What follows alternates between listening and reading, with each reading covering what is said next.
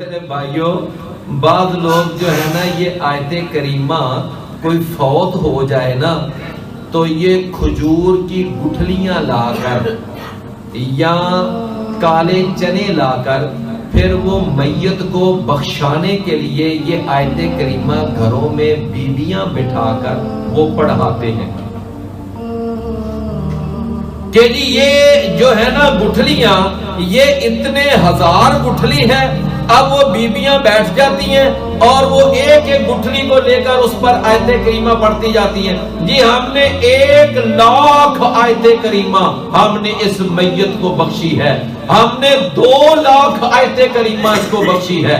یاد رکھیے مسئلے کے اعتبار سے کہ جس چیز کو پیچھے یعنی فوت شدگان کے لیے کرنے کی دلیل نہ ہو کسی صحیح حدیث میں یا قرآن کی آیت میں, یاد رکھیے اس کا میت کو کوئی فائدہ نہیں پہنچتا.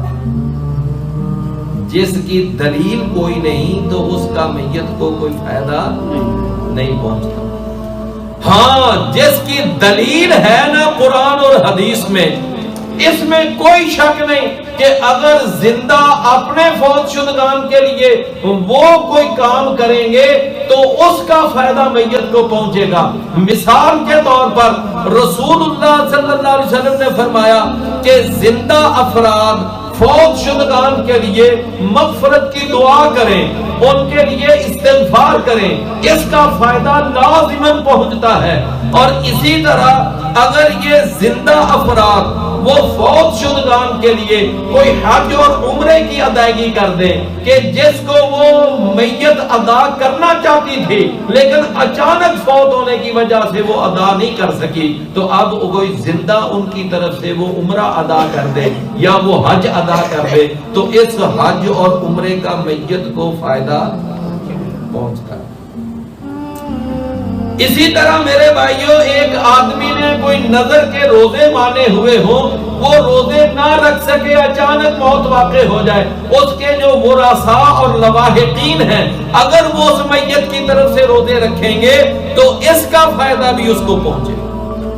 اسی طرح اگر کوئی فوت شدہ آدمی اپنے پیچھے کوئی صدقہ جاریہ چھوڑ گیا ہے, نیک اولاد چھوڑ گیا ہے, کوئی مدرسہ بنا گیا ہے, کوئی شاگرد پیدا کر گیا ہے, کوئی کتاب لکھ کر چلا گیا ہے, کوئی علمی کارنامہ سر انجام دے کے گیا ہے, تو وہ اگرچہ دنیا سے چلا جائے تو اس کا پیچھے سے اجر اور ثواب اس کو پہنچتا ہے. میری بات سمجھے نا. لیکن جس کام کی دلیل کوئی نہیں ہے قرآن اور حدیث میں, وہ کام آپ کریں تو وہ چاہے تھوڑا کریں یا زیادہ کریں, وہ سینکڑوں میں کریں, ہزاروں میں کریں, لاکھوں میں کریں, اس کا کوئی فائدہ نہیں ہوگا. مثال کے طور پر آپ دیکھیں گے اگر کوئی آدمی فوت شدگان کی طرف سے وہ آیت کریمہ کا وہ ورد کرتا ہے اور وہ لاکھوں آیت کریمہ پیچھے سے بھیجتا ہے, کوئی فائدہ نہیں ہوگا. کیوں؟ اس کی دلیل کوئی نہیں ہے. اسی طرح اگر زندہ افراد فوت شدگان کے لیے قرآن خوانی کرتے ہیں تو اس کا بھی کوئی فائدہ نہیں ہوگا. کیوں؟ اس لیے کہ اس کی بھی دلیل کوئی نہیں ہے. اگر کوئی زندہ فرد فوت شدگان کی طرف سے قربانی کا جانور ذبح کرتا ہے تو اس کا بھی فائدہ نہیں ہوگا. کیوں؟ اس لیے کہ اس کی بھی کسی صحیح حدیث میں دلیل نہیں ہے.